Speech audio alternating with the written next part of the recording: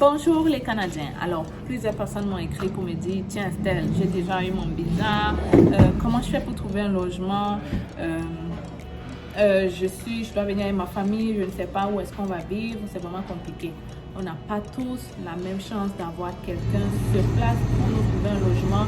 Fait aujourd'hui, cette vidéo, je la fais pour toi, pour te montrer comment trouver le logement, quels sont les sites, quels sont les critères, quels sont les papiers ou les documents que tu dois avoir. Si tu veux savoir plus, eh bien, on se retrouve après le générique.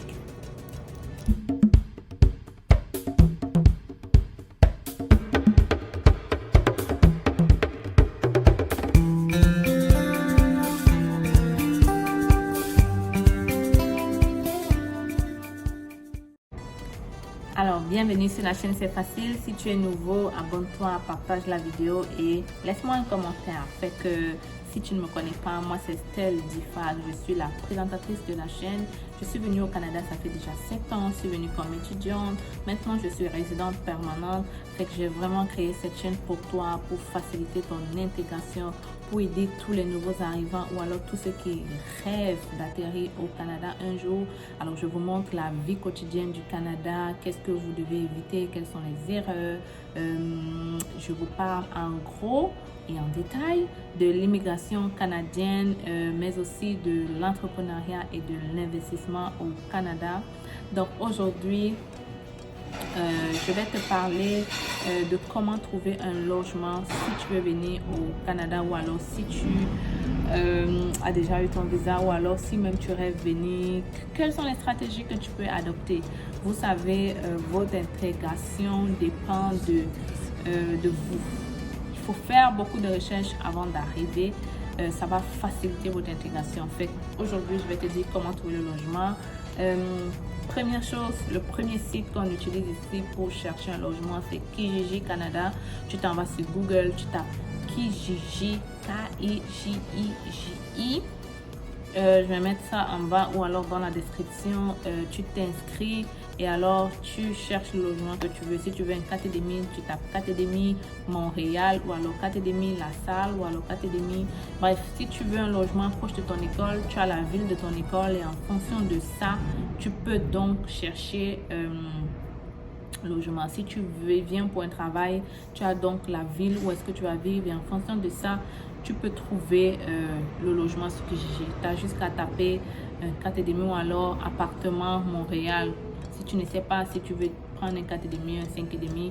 D'ailleurs, dans une vidéo, je t'expliquais c'est quoi la différence entre tout ça, 4,5, 5,5 et quels sont les prix sensiblement, quels sont les prix de ces appartements. Donc, sache qu'un 4,5 coûte, un 5,5 coûte plus cher qu'un 4,5, un 4,5 coûte plus cher qu'un 3,5, ainsi de suite.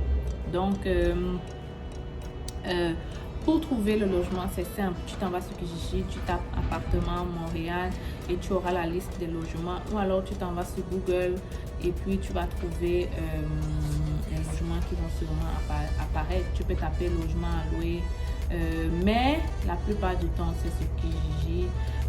Une autre chose aussi maintenant, en ce moment, c'est Facebook Market. Mais vraiment au Canada, on utilise Kijiji pour trouver un logement à louer. C'est vraiment le site approprié quoi. Les gens ont l'habitude là-bas et moi-même en tant que propriétaire, c'est là-bas que je mets mon appartement lorsque je veux le louer. Ça c'est de 1. Où trouver, je te l'ai dit, dans le site Kijiji. Une fois que vous avez visité l'appartement et que vous êtes sûr qu'aux alentours vous êtes correct, votre famille sera correcte, vous devez donc signaler à la dame. Donc si vous êtes sûr, je vous conseille de le faire le même jour. Si bien qu'à la sortie de là, c'est pas moi, 2 heures plus tard, vous contactez la personne directement pour lui dire je suis intéressée par votre logement. Si elle ne vous rappelle pas, vous pouvez la relancer, vous pouvez rappeler. J'ai oublié quelque chose. Quand vous allez visiter une maison, soyez propre s'il vous plaît. J'ai pas dit d'aller en veste, mais bon, d'être propre quoi, d'être propre, sentir bon, être propre en fait, parce que c'est très important. Le bailleur, elle regarde tout ça, elle regarde quels sont tes gestes, comment est-ce que tu te comportes, est-ce que quand elle dit quelque chose, tu essayes de répliquer, est-ce qu'elle dit quelque chose et puis tu essayes de la contredire. C'est très important. Est-ce que c'est très important pour elle de voir que vous seriez un locataire responsable, tranquille en fait. Fait qu'en voyant votre aspect, elle peut déjà déterminer la personne que vous êtes. Fait que faites attention à tout cela lorsque vous allez visiter les logements ici. Une fois que vous avez visité, comme je disais, tout est correct, vous appelez et puis la dame va sûrement vous dire tiens, j'ai d'autres personnes qui doivent visiter l'appart, je te rappelle. Ou alors elle peut vous dire ok, on va faire une enquête de crédit. C'est très normal, sachez que c'est même c'est très normal parce que c'est très courant en fait de voir au Canada qu'on demande une enquête de crédit pour prendre une maison ou alors pour prendre un appartement. Donc l'enquête de crédit habituellement c'est toi qui le payes. C'est 50 $, ouais, c'est toi qui payes, mais habituellement le bailleur va l'enlever sur ton premier loyer. Fait que tu vas payer les 50 $, elle va te faire remplir un formulaire, tu vas signer, elle va faire une enquête de crédit et à base de cette enquête de crédit, elle pourra savoir si tu as été un bon locataire avant, si tu payes tes dettes ou alors est-ce que tu as beaucoup de dettes, est-ce que tu as une carte de crédit full, est-ce qu'on te conseille comme quelqu'un à qui on peut louer une maison ou pas du tout. Elle regarde ton revenu, est-ce que tu as un revenu de 2000 $ alors que tu as déjà des dettes de 5000 $ et tout ça. Bref, il faut qu'elle regarde tout ça pour savoir quel est le meilleur locataire. Sachez que pour un bailleur, il cherche toujours le meilleur locataire possible. Mettez-vous à sa place et dites-vous qu'est-ce qu'elle doit attendre de moi. Un bailleur attend quelqu'un de propre, de respectueux, pas désordonné, pas bruyant, qui ne va pas faire de bruit et qui va toujours payer son loyer. C'est très important et c'est même le premier. C'est le premier, mais pas tout ce qu'il faut. Parce que parfois, tu as des gens qui vont bien payer, mais qui vont te faire des bruits, ou alors qui vont te casser la tête, ou alors qui vont percer les murs. C'est un ensemble de tout ça qui fait en sorte que vous soyez considéré comme le bon locataire. Fait que suivez les conseils, habillez-vous bien propre, soyez respectueux, soyez vrai. Poser des questions, c'est tout à fait normal, poser des questions et tout.